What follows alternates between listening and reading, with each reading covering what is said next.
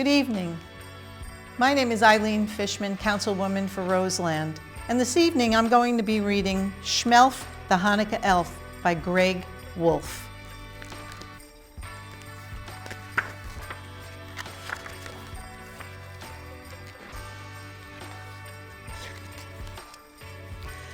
Up at the North Pole, covered in snow, you'll find Santa's workshop, as most of you know.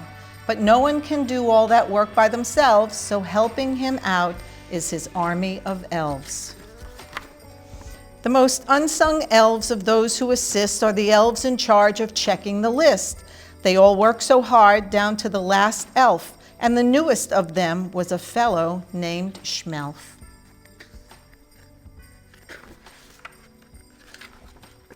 Schmelf didn't spend time playing merry elf games, but sat in his cubicle staring at names. His job was to check through Santa's list twice to see whether kids had been naughty or nice. Schmelf loved what he did, but as Christmas grew near, he looked at his list and cried out, "Oh dear!" He found many children who had been quite good, but would not receive presents, though it seemed that they should. He ran like a flash to see the head elf, who smiled and said, Now, calm yourself, Schmelf. Of course you don't know since you're still quite newish, but the kids on this list are actually Jewish. They don't celebrate Christmas, but that's fine, you see. They celebrate Hanukkah, their own jubilee.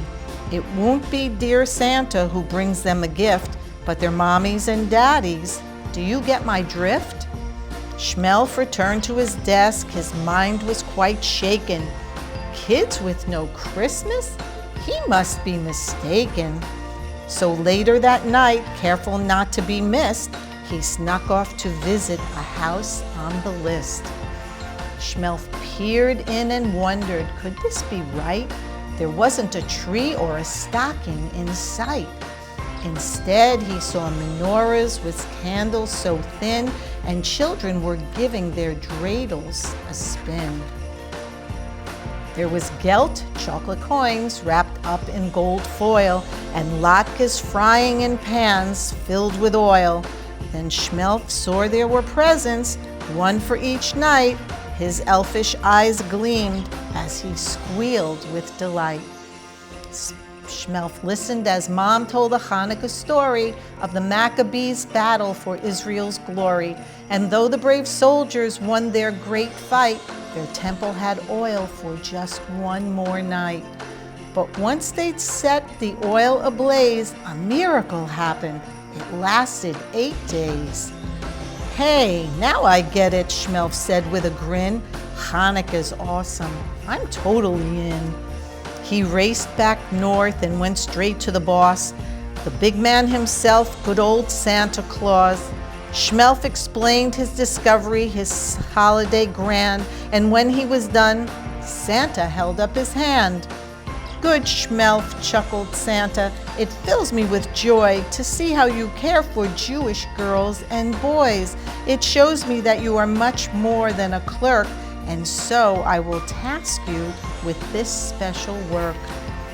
Hanukkah is a time for family and song, for joy and tradition, it's where you belong.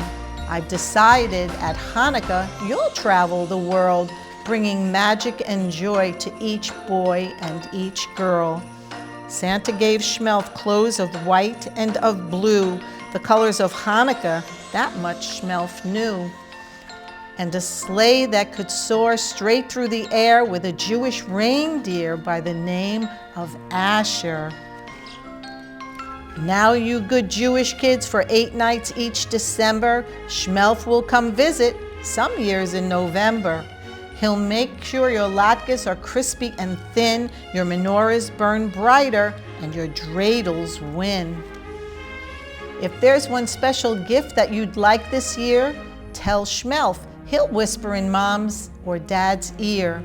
He'll do what he can to nudge them that way in hopes that the presents bring cheers of hooray. To reward Schmelf and Asher for all their goodwill, you can leave out some gelt and a nice kosher dill. What a magical Hanukkah, you'll think to yourself.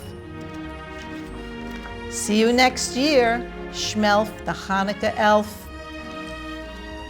I'd like to wish all of you a Merry Christmas, a Happy Hanukkah, a healthy and sweet New Year.